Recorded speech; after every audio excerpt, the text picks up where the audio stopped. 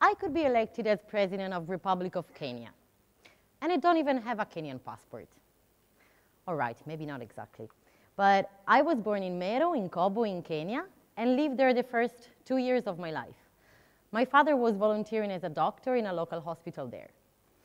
During my teenage, I used the possibility of being elected president of Kenya as an argument in fights with my parents to obtain my Kenyan passport.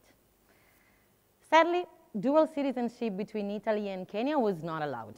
So even though my dreams of presidency are gone, my fixation on the meaning of place still remains. In high school, one of my professors got me interested in anthropology. And it was through this interest that I discovered one branch of anthropology studies exactly this, how people and a community interact with the place they live in. So when I had to choose my major in university, I had no doubt. I chose anthropology. There I learned that places are full of meaning and are full of experiences and memories, and deep layers of historical meanings make a place. But I also learned about the theory of non-places, that is somewhere that lacks all these meanings. For this theory of Morcoget, the non-places, one non-place, for example, it can be the airport. So the airport, you just pass by it for a small amount of time, and you do not leave it. This can be a non-place. Simply put, I could not, and you might say I still cannot, accept that the notion of non-place could exist. Take my personal experience, for example. Does the concept of non-place prevent Kenya of being a meaningful place to me? Even though I do not have living memory of it, but the thousands of pictures shown to me by my parents, the stories of dusty roads and snakes, made in my mind a place called Kenya, and it has a lot of meaning for me. The Hong Kong airport, for example, has a lot of good memories for me of meeting friends that was also passing by there, or that restaurant with pizza and good wine. So, flash forward to the end of my university, I took up study of Mandarin Chinese, and I came to China as part of writing my thesis. And if living abroad further shaped my understanding of places and spaces. If you ever lived far away from your homeland, you've undoubtedly experienced at least once a non-place. If for no other reason that the language proficiency or the understanding of the culture that might let you know where you are at all time. So one of these places for my experience and for me was Guangzhou, a street not far from Nanjing Normal University where I began my life in China. I was passing by this street every day 10,000 of times, and at each 10 meters I was checking my map to make sure that I was where I thought I wanted to be. I was totally ignorant of the interesting bookshop on the right or the fancy hotel on my left. So to my great disappointment, I realized that yes, non-places could exist. Then I met Manuela and Michele, two Italian academics also living in Nanjing. And as our friendship grew, they also confided me that they were experiencing non-places. But in the same way as me, they were not ready to give in to this concept.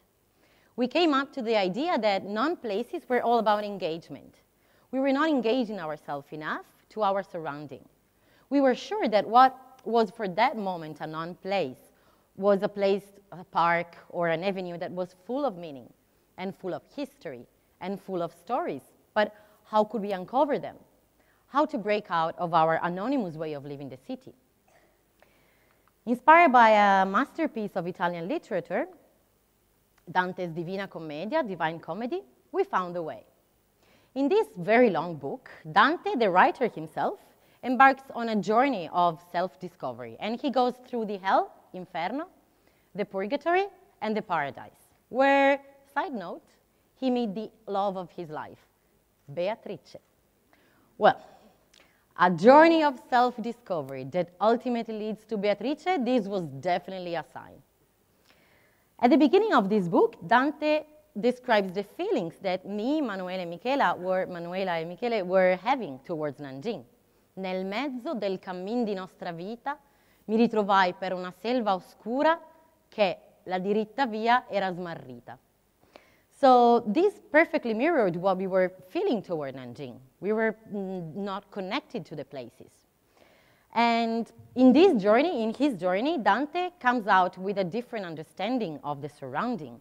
This was what we wanted to do. We also wanted to leave the city in a more colorful, being an active element of it, challenging it. And this is the heart of Inferno's race. In this race, participants form a team of 2 to 5 people, and they go traverse the city in the same way that Dante engaged physically himself to go through the Inferno, to the hell. So during his travel, Dante meets a lot of characters. In the same way, the participants will meet, for example, we will know that there is an Egyptian trainer gym that can give us training lesson in town. Or they will get to know that there is a Shaolin Kung Fu master that lives just behind the corner and can teach us how to be expert in martial art. Or they will find out a wine bar where the Israeli owner can give us very good deals on a bubble wine. So the participants are given hints that guide them from one stop to another one. And where in each stop, they will find someone that gives them a challenge. So the journeys are staggered. So some will reach the stop at noon, some in late afternoon, some will meet a well-known person at the stop, some will make a new friend.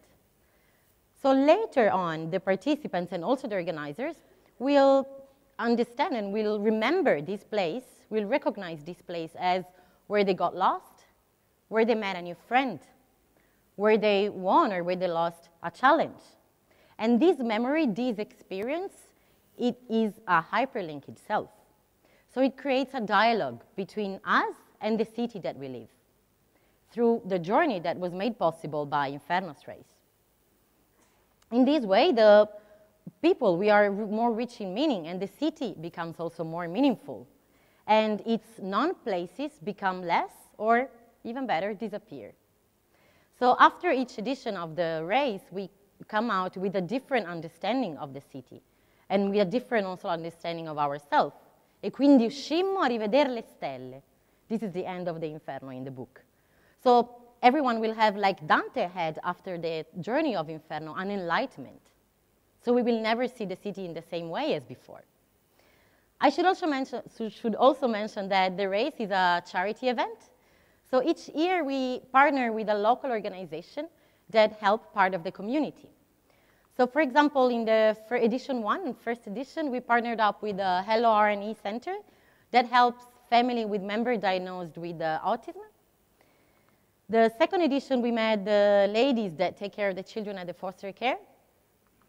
In edition 4 and 5, we partnered up with Firefly, where the guys with walking impairment taught us how to be fast in a wheelchair slalom.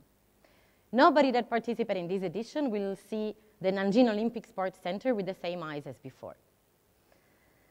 I wanted to leave you with the words of another esteemed Italian writer, Italo Calvino. In his book, Le città invisibili, The Invisible Cities, he mentioned that if there is one hell, it's not one that it will be, but is somewhere that we create ourselves every day by living in the city. And he suggests that there are 2 ways of escaping it. One is to blend in and become such a part of the hell, of the Inferno, then you can no longer say it. And it's very easy and accepted by many.